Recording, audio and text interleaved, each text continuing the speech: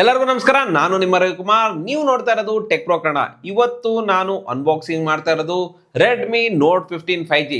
ಇದು mid range price ಅಲ್ಲಿ, ಅಂದ್ರೆ ಇದು 22,000 ರೂಪಾಯಲ್ಲಿ ಲಾಂಚ್ ಆಗಿದೆ. ಇದು ರೆಡ್ಮಿನ ಪಾಪ್ಯುಲರ್ ಸೀರೀಸ್ ಆಗಿದೆ.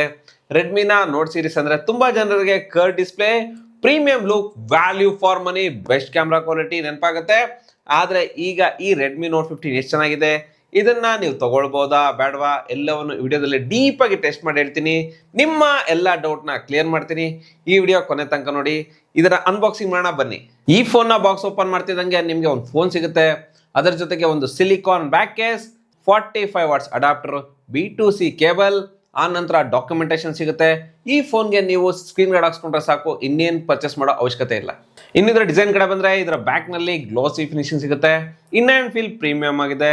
ಪಾಲಿಕಾರ್ಬನೇಟ್ ಬ್ಯಾಗ್ ಸಿಗುತ್ತೆ, ಪಾಲಿಕಾರ್ಬನೇಟ್ ಫ್ರೇಮ್ ಇದೆ, ಕಂಪ್ಲೀಟ್ಲಿ ಪಾಲಿಕಾರ್ಬನೇಟ್ ಬಿಲ್ಡ್ ನೋಡೋದಕ್ಕೆ ಸಿಗುತ್ತೆ. ಆದರೆ ಇದರ ಕರ್ಡ್ ಎಡ್ಜಸ್ ಮತ್ತು ಕರ್ಡ್ ಡಿಸ್ಪ್ಲೇ ನಿಮಗೆ ಕಂಪ್ಲೀಟ್ ಕಂಫರ್ಟಬಲ್ ಫೀಲ್ ಕೊಡುತ್ತೆ. ಈ ಫೋನ್ ಜಸ್ಟ್ 177 ಗ್ರಾಮ್ಸ್ ವೆಯ್ಟ್ ಇದೆ, 7.3 mm ಥಿಕ್ನೆಸ್ ನ ಹೊಂದಿದೆ. ಇದರ ವೆಯ್ಟ್ ಬ್ಯಾಲೆನ್ಸ್ ಆಗಿದೆ, ಇದರ ವೆಯ್ಟ್ ಡಿಸ್ಟ್ರಿಬ್ಯೂಟ್ ಚೆನ್ನಾಗಿದೆ. ಜಾಸ್ತಿ ಯೂಸ್ ಮಾಡಿದ್ರು ಈ ಫೋನ್ ವೆಯ್ಟ್ ಇದೆ ಅಂತ ಫೀಲ್ ಕೂಡ ಆಗಲ್ಲ. ಲೈಟ್ ವೆಯ್ಟ್ ಫೀಲ್ ಕೊಡುತ್ತೆ. ಇದರ ಗ್ರಿಪ್ ಕೂಡ ಚೆನ್ನಾಗಿದೆ. ಇದರಲ್ಲಿ in display fingerprint sensor ಸಿಗುತ್ತೆ. ಇದರ ಪ್ಲೇಸ್ಮೆಂಟ್ ಪರ್ಫೆಕ್ಟ್ ಆಗಿದೆ. ಇದು ಫಾಸ್ಟ್ ಆಗಿ ವರ್ಕ್ ಆಗುತ್ತೆ, ಬೇಗ ಕೂಡ ಓಪನ್ ಆಗುತ್ತೆ. ಇದಕ್ಕೆ IP65 IP66 ರೇಟಿಂಗ್ ಕೂಡ ಸಿಗ್ತಾ ಇದೆ. ಇದ್ರ ಮೇಲೆ ಸ್ವಲ್ಪ ನೀರು ಬಿದ್ರೆ ಏನಾಗಲ್ಲ. ಜೊತೆಗೆ ಇದಕ್ಕೆ ಮಿಲಿಟರಿ ಗ್ರೇಡ್ ಸರ್ಟಿಫಿಕೇಶನ್ ಕೂಡ ಸಿಗ್ತಾ ಇದೆ. ಈ ಫೋನ್ 3 ಕಲರ್ ಅಲ್ಲಿ ಸಿಗ್ತಾ ಇದೆ. ಈಗ ನಮ್ಮ ಹತ್ರ ಇರೋದು ಗ್ಲಾಸಿಯರ್ ಬ್ಲೂ. ಇದು ನೋಡೋದಕ್ಕೆ ಚೆನ್ನಾಗಿದೆ, ಇದು ಸಿಂಪಲ್ ಆಗಿದೆ. ಇನ್ನು ಉಳಿದ ಕಲರ್ ನೋಡೋದಾದ್ರೆ ಬ್ಲಾಕ್ ಮತ್ತು ಮಿಸ್ಟ್ ಪರ್ಪಲ್. ಈ ಮಿಸ್ಟ್ ಪರ್ಪಲ್ ಅಲ್ಲಿ ಮಾತ್ರ ಡಿಫ್ರೆಂಟ್ ಡಿಸೈನ್ ಸಿಗ್ತಾ ಇದೆ. ಆದ್ರೆ ಈ 3 ಕಲರ್ ಅಲ್ಲಿ ನಿಮ್ಗೆ ಯಾವ ಕಲರ್ ಇಷ್ಟ ಆಯ್ತು ಅಂತ ಕಮೆಂಟ್ ಮಾಡಿ ಹೇಳಿ. ಇನ್ನು ಇದರ ಕೆಳಗಡೆ ಸ್ಪೀಕರ್ ಇದೆ, USB-C ಚಾರ್ಜಿಂಗ್ ಪೋರ್ಟ್ ಇದೆ, ಮೈಕ್ರೋಫೋನ್ ಇದೆ, ಹೈಬ್ರಿಡ್ ಸಿಮ್ ಕಾರ್ಡ್ ಸ್ಲಾಟ್ ಇದೆ, SD card up to 1 TB ವರೆಗೂ ಸಪೋರ್ಟ್ ಮಾಡುತ್ತೆ. ಇನ್ನು ರೈಟ್ ಹ್ಯಾಂಡ್ ಸೈಡ್ ನಲ್ಲಿ ಪವರ್ ಬಟನ್ ಮತ್ತು volume up and down button ಇದೆ. ಇನ್ನು ಈ ಫೋನ್ ಮೇಲೆ ಸ್ಪೀಕರ್ ಇದೆ, IR ಬ್ಲಾಸ್ಟರ್ ಸಿಗುತ್ತೆ, ಮೈಕ್ರೋಫೋನ್ ಇದೆ. ಇದರಲ್ಲಿ ಡ್ಯೂಯಲ್ ಸ್ಪೀಕರ್ ಸಿಗ್ತಾ ಇದೆ. ಇದರ ಸೌಂಡ್ ಕ್ವಾಲಿಟಿ ಚೆನ್ನಾಗಿದೆ. 300% ಸೂಪರ್ ವಾಲ್ಯೂಮ್ ಮೋಡ್ ಇದೆ. ಸ್ಪೀಕರ್ ಲೌಡ್ನೆಸ್ ಇಂಪ್ರೆಸಿವ್ ಆಗಿದೆ.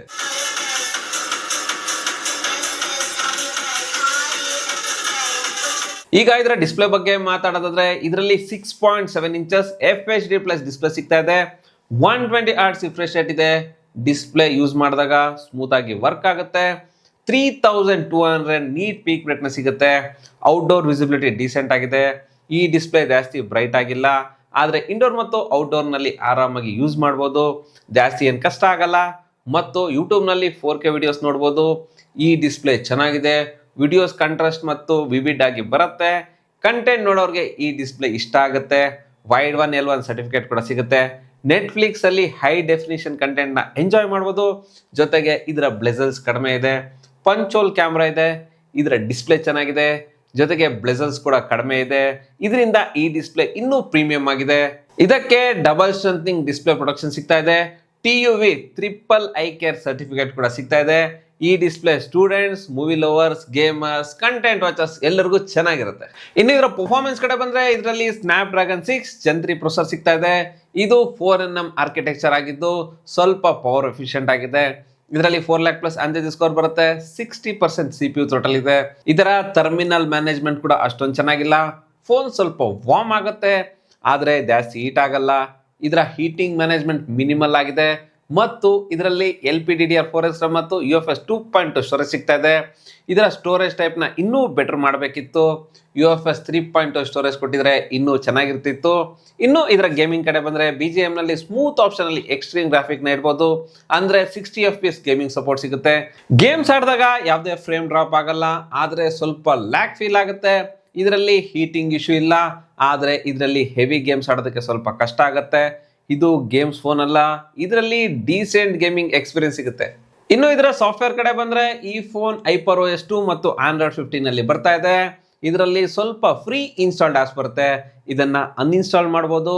ಆದರೆ ಈ ಸಾಫ್ಟ್ವೇರ್ ಸ್ಮೂತ್ ಎಕ್ಸ್ಪೀರಿಯನ್ಸ್ ಕೊಡುತ್ತೆ, ಸ್ಮೂತ್ ಆನಿಮೇಷನ್ ಬರುತ್ತೆ, ಲಾಕ್ ಸ್ಕ್ರೀನ್ ಕಸ್ಟಮೈಸೇಷನ್ ತುಂಬಾ ಆಪ್ಷನ್ ಸಿಗುತ್ತೆ.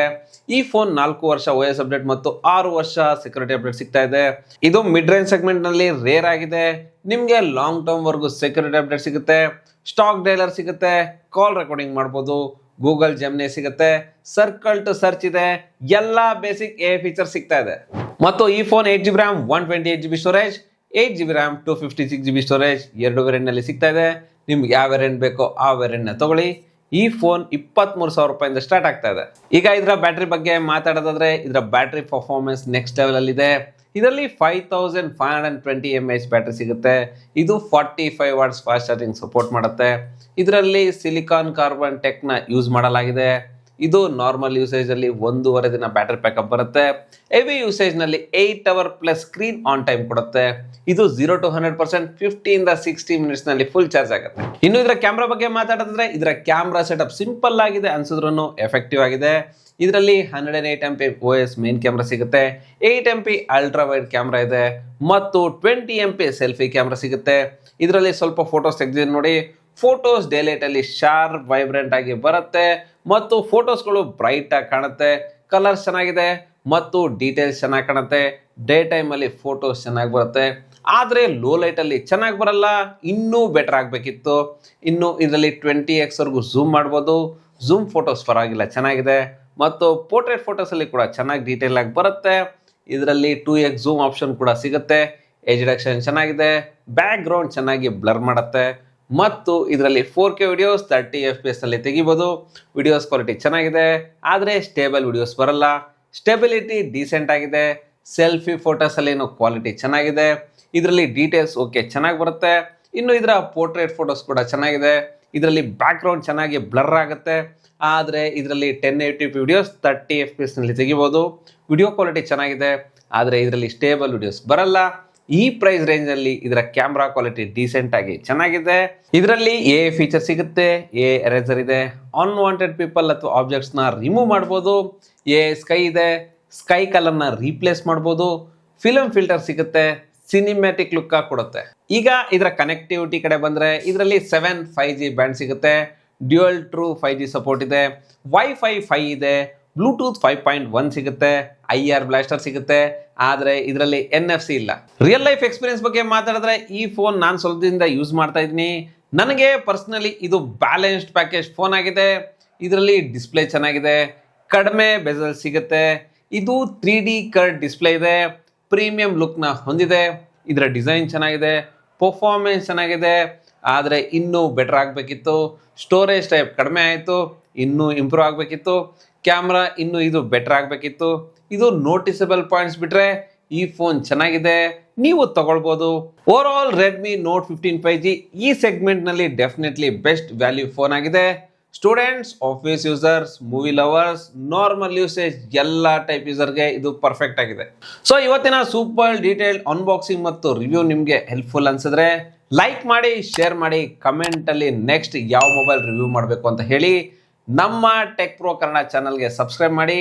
ಮತ್ತೆ ಇಂಟ್ರೆಸ್ಟಿಂಗ್ ಟೆಕ್ ವಿಡಿಯೋಸ್ ಜೊತೆಗೆ ಬರ್ತೀನಿ. Ravikumar signing off. Thank you, ಧನ್ಯವಾದಗಳು.